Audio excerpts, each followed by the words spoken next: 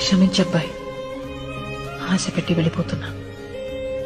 ఎందుకని అడక్కు, చెప్పలేను. ఎక్కడికి అని కూడా ఆలోచించుకు, తిరిగి రాలేను. ఈ కొద్ది రోజుల మన పరిచయానికి ఏ పేరు పెట్టొద్దు. ఇదొక అందమైన అనుభవం అంతే. ఎప్పుడైనా నేను గుర్తొస్తే మాత్రం చిన్న నవ్వు రావాలి నీకు. నువ్వు నవ్వితే చాలా బాగుంటావు, నాకిష్టం.